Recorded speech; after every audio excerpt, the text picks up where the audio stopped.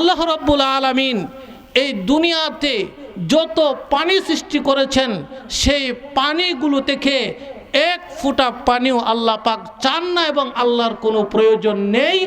আল্লাহর কাছে প্রয়োজন বান্দার এক ফোঁটা পানি, ঠিক কিনা কর? আমার ভাইরা, আল্লাহ রাব্বুল আলামিন এই দুনিয়াতে যত পানি সৃষ্টি করেছেন কোনো পানি আল্লাহর কাছে দরকার নাই, কোনো প্রয়োজন নাই। সারা পৃথিবীর সমস্ত পানি দিয়ে জাহান্নামের আগুনকে নির্বাপিত করা যাবে না। আল্লাহ পাক বলেন, বান্দা যখন আমি আল্লাহর ভয়ে, আমার আযাবের ভয়ে, জাহান্নামের ভয়ে, আমি আল্লাহর ভয়ে যদি বান্দা এক ফোঁটা চোখের পানি ফেলে দেয়, আল্লাহ রাব্বুল আলামিন এক ফোঁটা চোখের পানির বিনিময়ে জাহান্নামের আগুন তার জন্য হারাম করে দেন, ঠিক কিনা? তাহলে বোঝা গেল পানি, দুনিয়ার পানি আল্লাহর কোনো দরকার নাই, আল্লাহর কোনো প্রয়োজন নাই। আল্লাহর প্রয়োজন হচ্ছে বান্দার এক ফোঁটা চোখের পানি। বান্দা যখন তাহাজ্জুদ নামাজে দাঁড়িয়ে যায়, আল্লাহর আযাবের ভয়ে যখন বান্দা কান্নাকাটি করতে থাকে, এই কান্নাটা আল্লাহর কাছে অনেক প্রিয় হয়ে যায়, ঠিক কিনা? আমার ভাইরা, এই যে বৈদ্যুতিক লাইট, সারা দুনিয়ার মানুষ যদি এই লাইটে ফু দেয় তাহলে লাইট কি নিভবে? নিভবে না।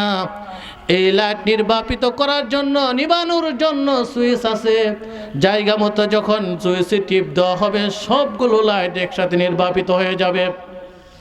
আমার ভাইরা, এই দুনিয়ার বুকে এই দুনিয়ার সমস্ত পানি দিয়ে জাহান্নামের আগুনকে নির্বাপিত করা যাবে না। জাহান্নামের আগুনকে নির্বাপিত করা যাবে না, আল্লাহর সন্তুষ্টি অর্জন করা যাবে না যতক্ষণ পর্যন্ত বান্দা আল্লাহর দরবারে কান্নাকাটি না করবে। তাহলে আল্লাহর দরবারে কান্নাকাটি করতে হবে এবং আল্লাহর কুদরতের পায়ে সেজদা মারতে হবে, ঠিক কিনা?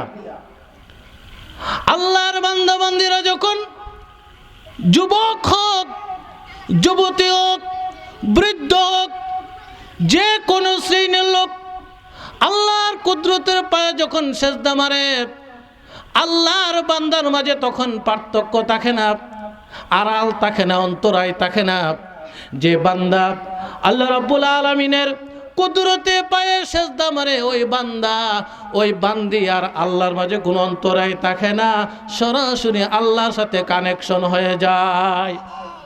সেই জন্য যারা আমরা নামাজ পড়ি না, আল্লাহকে সেজদা দেয় না, আল্লাহর কুদরতের পায়ে সেজদা দেয় না, কিয়ামতের ময়দানে ইয়াউমা ইউকশাফু আন সাকিন ওয়া ইউদআউনা ইলাস সুজুদি ফালা ইস্তাতিউন। আল্লাহু আকবার।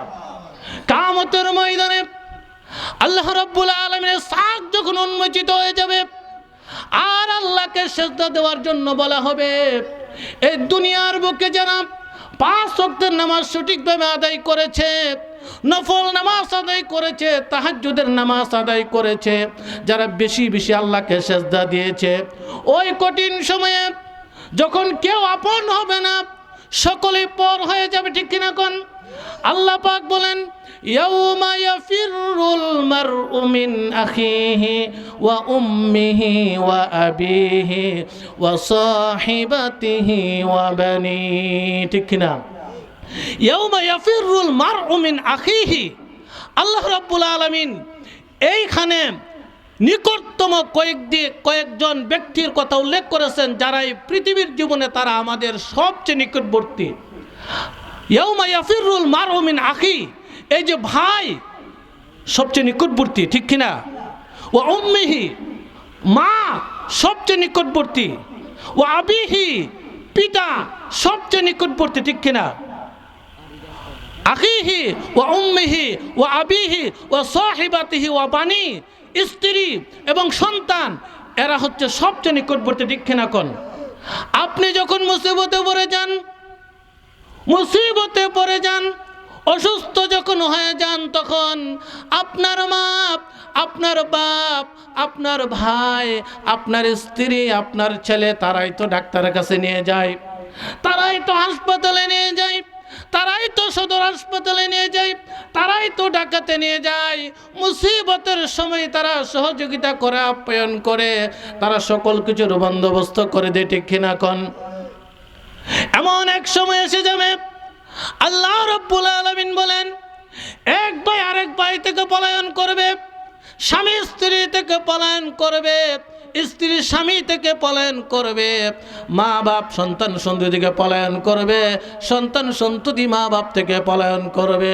তার মানে হলো এই দুনিয়াতে যারা অত্যন্ত নিকটবর্তী, মুসিবতের সময় বিপদের সময় যারা সহযোগিতা করে তারা সেদিন পলায়ন করবে, পরিচয় দিবে না।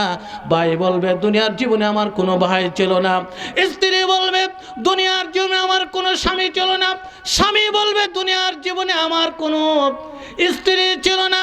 এরকমভাবে একজন একজনকে অস্বীকার করবে, নাকচ করে দিবে।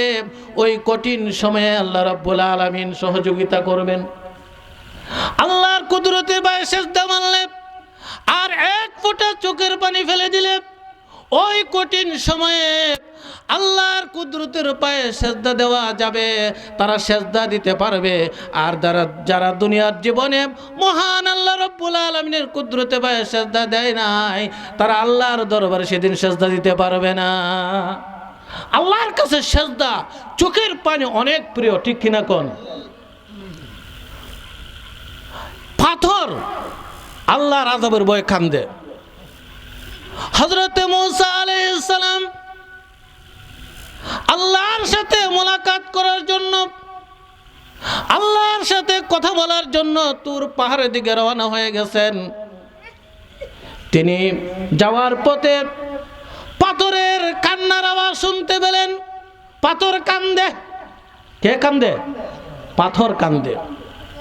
হযরতে মূসা আলাইহিস সালাম পাথরের নিকটবর্তী হলেন, পাথরকে লক্ষ্য করে বললেন, পাথর রে, কেন রে তুই কান্দস রে পাথর?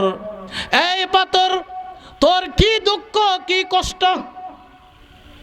পয়গম্বর পাথরকে জিজ্ঞেস করে।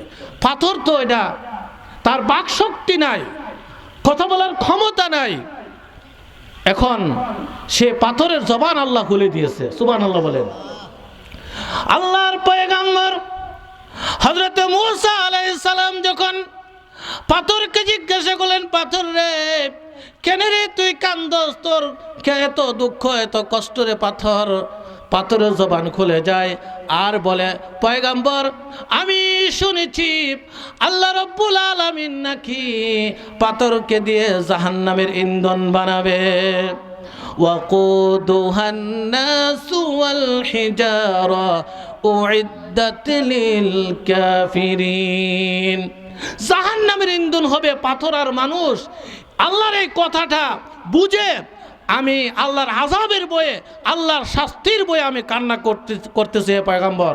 হযরত মূসা আলাইহিস সালামকে পাথর এই কথা বলে দিলেন।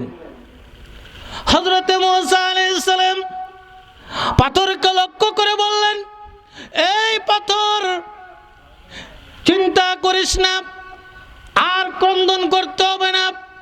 আমি আল্লাহর সাথে কথা বলার জন্য তোর পাহাড়ের দিকে যাচ্ছি। তোকে আল্লাহ পাক শাস্তি দিবে না, আমি আল্লাহকে বলবো। তোর পাহাড়ে গেলেন। হযরতে মূসা আলাইহিস সালাম তোর পাহাড়ে গেলেন, আল্লাহর সাথে কথা বললেন। কথা বলার সময় পাথর কথা বলে গেলেন। তিনি যখন ফিরে আসছিলেন তখন আল্লাহ রাব্বুল আলামিন মূসা আলাইহিস সালামকে লক্ষ্য করে বললেন, মূসা রে, পাথরের কথা তুমি ভুলে গেলে। আল্লাহ পাক বললেন, মূসা রে, তুমি পাথরকে সুসংবাদ জানাইয়া দিও, আমি আল্লাহ রাব্বুল আলামিন পাথরকে ক্ষমা করে দিয়েছি, কারণ পাথর আমার আযাবের ভয়ে ক্রন্দন করেছে। কোন সুবহানাল্লাহ। হযরত মূসা আলাইহিস সালাম ফিরে যাচ্ছেন। পাথরকে লক্ষ্য করে বললেন, পাথর রে, তোর কপাল ভালো, তোর ভাগ্য ভালো, তুই আল্লাহর আযাবের ভয়ে ক্রন্দন করেছিস, চোখের পানি ফেলেছিস, আল্লাহ রাব্বুল আলামিন তোর চোখের পানিকে উসিলা করে তোকে জাহান্নামের শাস্তি থেকে মুক্ত করে দিয়েছেন, জাহান্নামের আগুন থেকে তোকে আল্লাহ পাক রক্ষা করে দিয়েছেন। তাহলে বোঝা গেল একটা পাথর যদি কান্নার কারণে আল্লাহর আযাব থেকে মুক্তি পেতে পারে, আমরা আশরাফুল মাখলুকাত আমরা কি আল্লাহর দরবারে ক্রন্দন করে জাহান্নামের আগুন থেকে মুক্তি পাবো না? অবশ্যই বাবা। তাহলে আমার এই সংক্ষিপ্ত সময়ে একটা নসিহাত পেয়ে গেলাম যে আমরা আল্লাহকে সেজদা দিতে হবে এবং আল্লাহর দরবারে ক্রন্দন করতে হবে, ঠিক কিনা কোন? ওয়া আখিরু দাওয়ানা আলহামদুলিল্লাহি রাব্বিল আলামিন।